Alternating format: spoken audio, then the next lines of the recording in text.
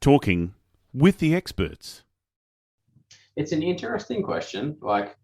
I will put that back onto you and ask you a question though, just to get your audience thinking. So I see a lot of people come into as a startup, they come into startup space, for example, and they've got a killer idea. Again, we could use someone like yourself, like exceptionally good at what you do. Been in business for a couple of years now, and I have no doubt that a lot of people come to your website and they're like, oh, it looks okay. But if they came to your website and they're like, I looked phenomenal, like they would have probably reached out to you. So people that kind of are a bit cost averse to investing in their websites, but they're happy to go for like 2, 3, 4, 5 years with a site that never converts. I try to convince them and go, look, if you had have just done this at the start, and again, it's like you can get started with a website for like 2 grand, 3 grand. If you can't get into business than $3,000 on a business after a couple of months, go get it, get a job.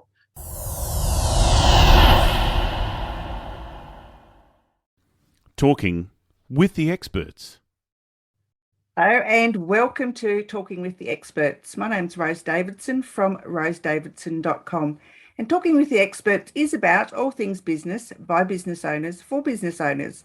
And you can find it on all good podcasting streaming platforms and on YouTube. And today it's my very great pleasure to introduce you to Paul.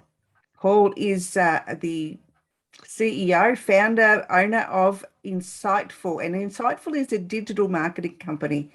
And he's been operating in the e-commerce industry for more than time than I can think to remember. Yeah, 20 something years now. Welcome, Paul, and thanks for joining me. Thanks, Rose. Thanks for having me. Yeah, can you tell me a little bit more about what Insightful does and just a little bit about your history?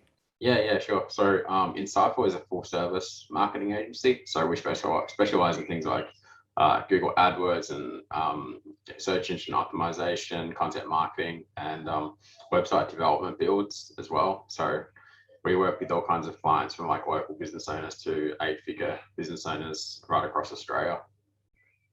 Terrific. And I know you've been doing it for a long time, and I know we've been friends for ages and ages. But Yes. so tell me how your business helps other businesses in the digital market. Yeah, so there's a lot of businesses out there at the moment, obviously trying to go it alone and do their own thing in terms of doing their own marketing. They're kind of the shotgun approach where they're like, oh, well, we'll chuck $100 here or $1,000 here or $10,000 here and kind of hope that things stick and eventually something happens from that. So I would say that we're very methodical. So we're experts in certain lanes as well. So lanes such as search and paid and media buying and content and that kind of thing. So they can come to us and by working with us, instead of having to potentially go and hire a marketing manager, and then they've got a marketing manager, they need to hire a search person and an AdWords person and a content writer, they can just leverage our team. So our team basically become their project manager and their marketing manager, and then our team do all the fulfillment for them. So rather than paying salary bills of, like hundreds of thousands of dollars a year, they might end up paying us like 100 grand a year or 200K a year. And we just take out all the headaches and deliver everything they need, pretty much 90% of what they're going to need, excluding things like TikTok and, strange platforms like that. We don't do that for them because most of our clients are business owners as well, or e-com brands. So yeah, that's kind of the lane that we sit in. Yeah, it's a great lane. I know there's not very many organisations that do as much as what you do. It's limited, I think, that people that encompass all the benefits of having a digital market. But what are the benefits to a business owner to being digital savvy or digital wise? So I guess in a COVID / post kind of apocalyptic economy that we're going through at the moment, pretty much every business needs to be moving online. There isn't really many businesses that I can think of that don't need an online component. Even like we're seeing a massive influx of like tradies. Like, man, I just need a website to get online and get things moving and stuff. And we're not relying on word of mouth and that kind of stuff anymore. So it's an interesting one. So prior to a couple of years ago, a lot of guys, I don't need websites and I don't need that. I know we're friends with guys like Scott Humphreys from our business group, and he still tells me, I don't need a website, Paul. I'm like, mate, if you had a website, you probably have like so many more customers coming to you. Like, yeah, it's okay. Like, all right, you do you.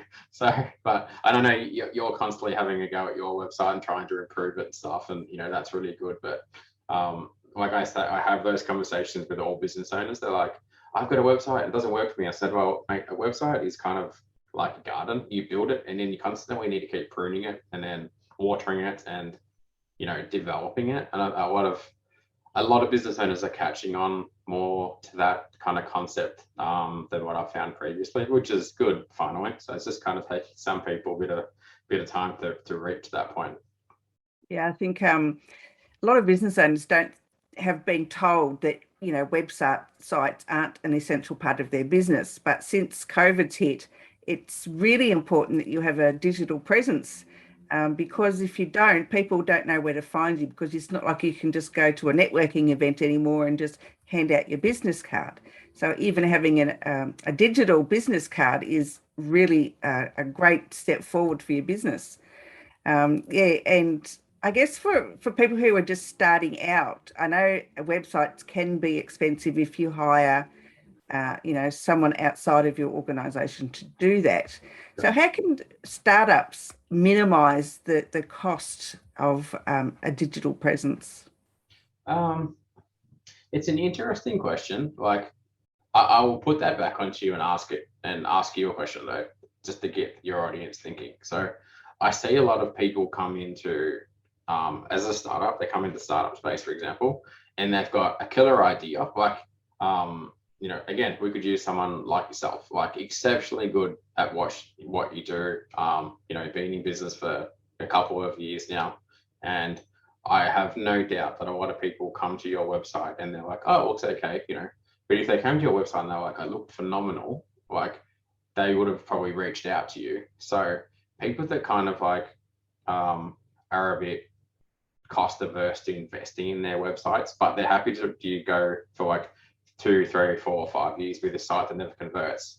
I try to convince them and go, look, if you had have just done this at the start, like, and again, it's like you can get started with websites for like $2,000, $3,000. If you can't get into businesses than $3,000 on a business after a couple of months, like get a job, get that money, and then make a website. Do you know what I mean?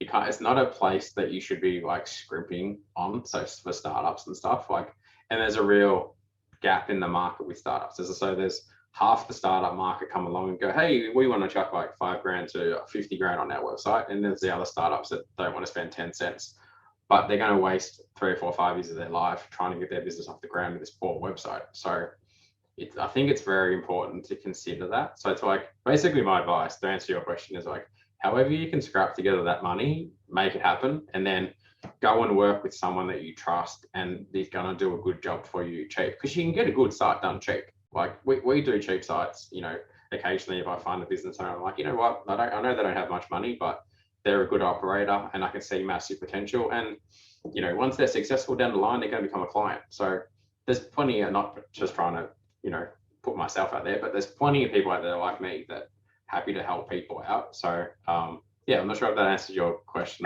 Yep, certainly did. Yes. And I know that you've audited both of my websites, and the feedback was absolutely so helpful that I received. Because I know in the business group, I am what's it called? I'm a business owner Australia. That's it. Yeah. Which, by the way, people, is a really great Facebook group.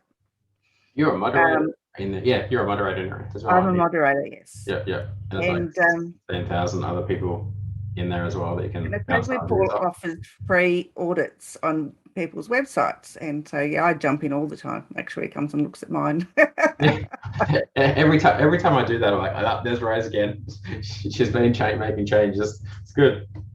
And I don't mind doing that as long as people are having a go. Like, again, like if I can't afford to do it, have a crack yourself. Just keep moving forward. Like it's important to like I said. Yes, yeah, and get the if people are offering free audits and they're only in there for 5 minutes, at least they're having a look around and they can give you some positive feedback on the things that you can improve upon. Because I know websites are a work in progress from inception to forever. You just can't just make one and then just leave it. You've got to actually work on it and improve it, or add things or take things out to to make it so it's interesting for customers or potential customers to come and buy from you. Yeah. Just make sure you're careful of like who you're taking advice from. There's a lot of people that go, I'll give you an audit. I'm like, mate, you've got no place giving anyone an audit. Like, you actually don't know. You don't understand user experience. You don't understand conversion rate optimization. You don't understand how to run traffic to a site. So like, unless someone knows how to do all of those components, and not trying to be ego here, but like I know them very well, so I can go, okay, if we run AdWords at your site or SEO, this is what we need to happen on this site for actually to convert. So you do have to be careful in some communities where people will kind of lead you astray and that kind of thing. Yes. So yeah, I've had some of those that say, oh yeah, let me do an audit. So yeah, here you go. And then, they want to change the whole site, and then, and I'm like, oh, give me your password and I'll work on the back end for you. Oh God, no, thank you. yeah, exactly. So careful.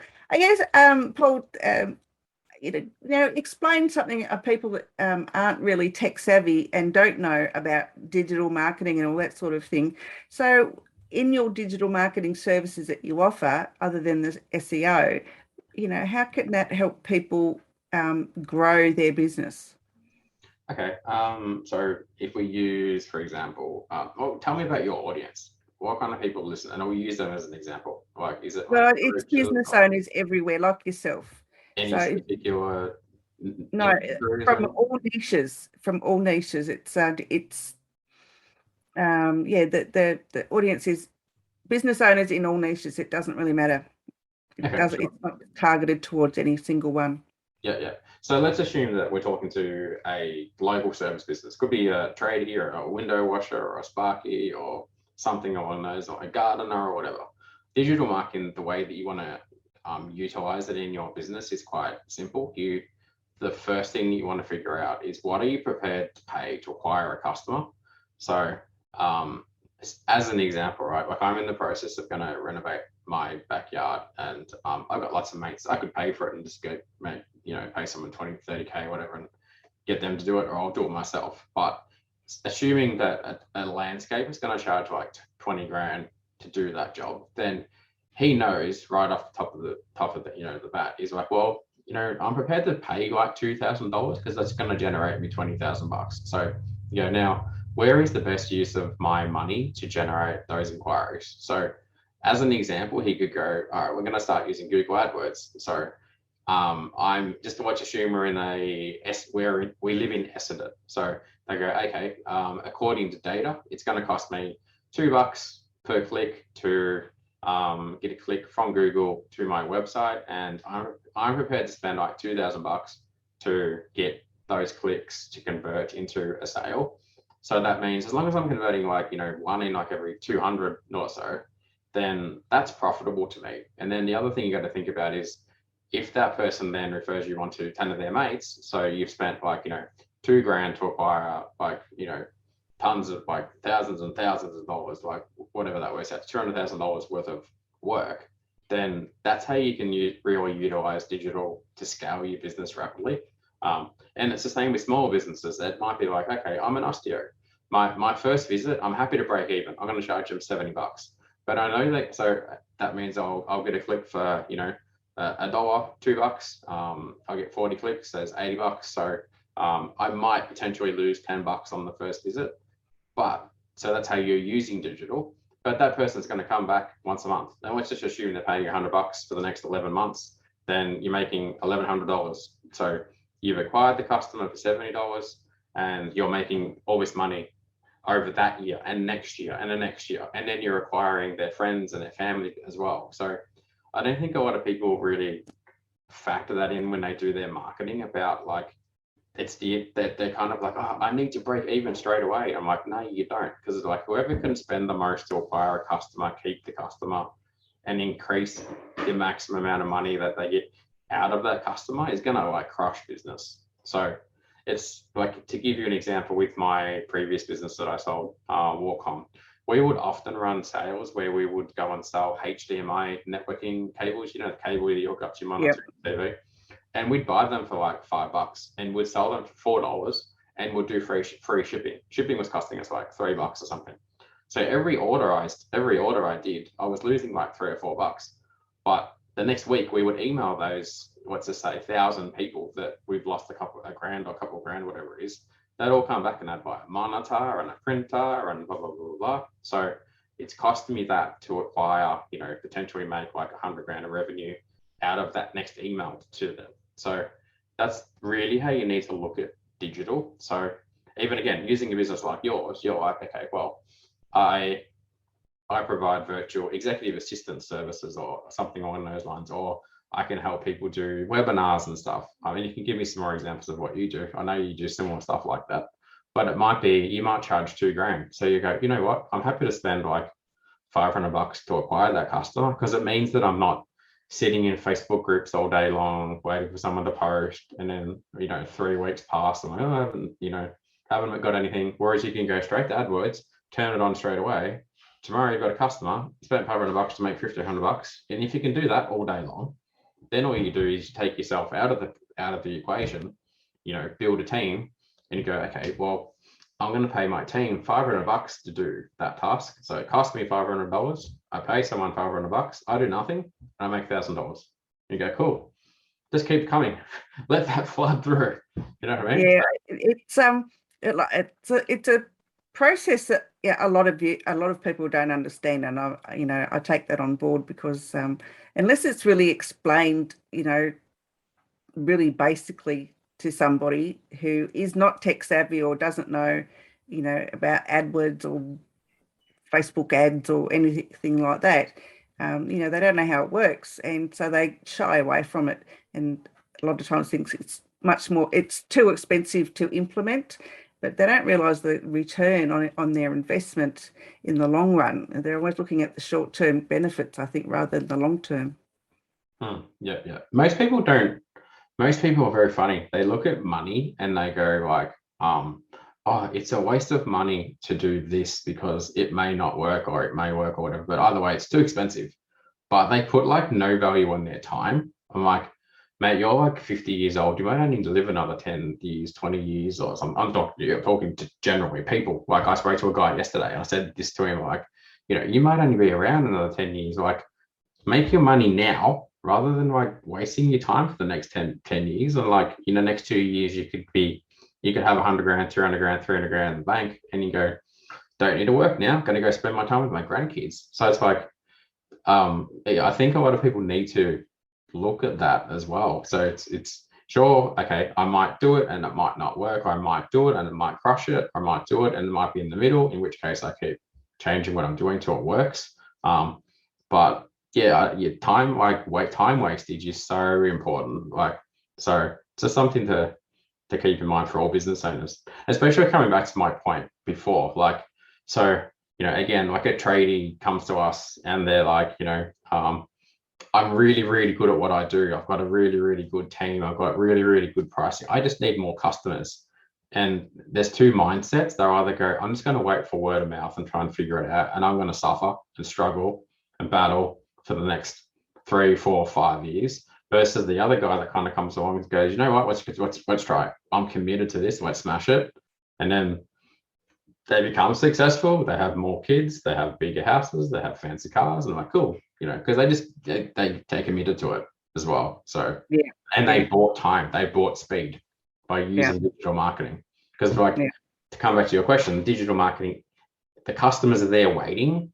You just need someone to put you in front of them, basically. So that's and that's what we do. We put you in front of the right customer at the right time, send them to a nice looking website. You do the rest from that. You wow them with a service, and you be a great person and give a good service, and then they tell their mates, and they keep coming back, and it's quite simple, really. And that's what you want, return clientele. Yeah, exactly. Yeah. So, Paul, where can people find you? We can head over to our websites, which is insightful.com.au. So INSITEFUL.com.au. That's probably one of the easiest places to reach out to me, or join that business owner group and come say hi. I'm in there. I'm one of the moderators as well. So, or give us a call on 1300 Insight. So that's a couple of ways. So yeah, you'll be able to find me on one of those channels there. Yeah, I know you've got a few training programs. How are they going? Yeah, we've got a group, a course on how to build Facebook groups. So that's something that I kind of push a lot of people into do as well, is like all business owners should actually have a Facebook group. Like you should have a Facebook. I think you've got one, don't you? Yeah. I've got like 20 or 30 Facebook groups now, but most of them are like more than 10,000 members in most of them as well. So it's very valuable. You have all your audience inside your Facebook group, and you put offers to them and you help them, and they reach out to you and they give you money, and it's good. And so if anyone's interested in hearing about that, you can go to insightfulcourses.com.au. So spelled the same, insightful, INSITEFUL, and then courses.com.au. You can read about that. It's pretty cheap, like $300, $297 or something. Yeah, it's not dear. No. I've got people using it. Yeah, and they're making, like $100,000, $200,000 a year. So it's easy. I make hundreds of thousands of dollars from Facebook groups a year, and I don't even do anything in them, pretty much. Very rarely do I do anything in them. No, you're pretty quiet, actually, except when there's a bit of trouble going on. Yeah.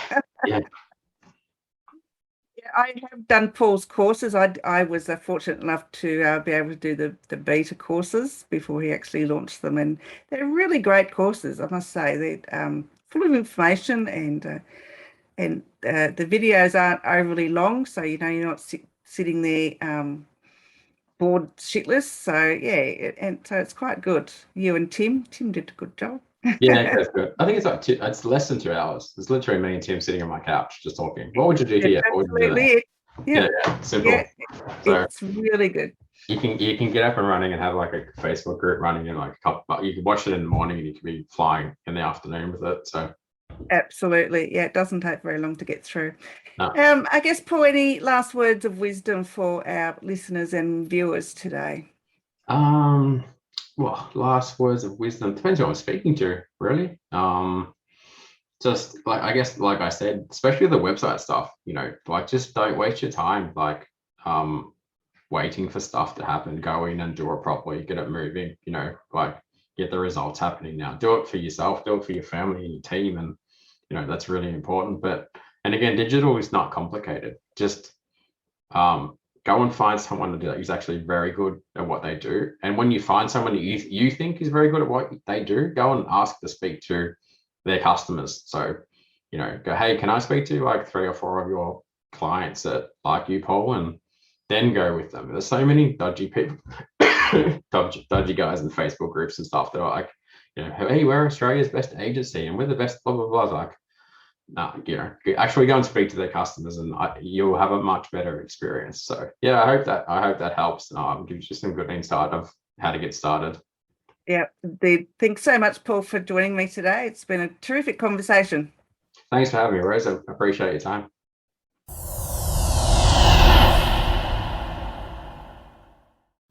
Talking with the experts.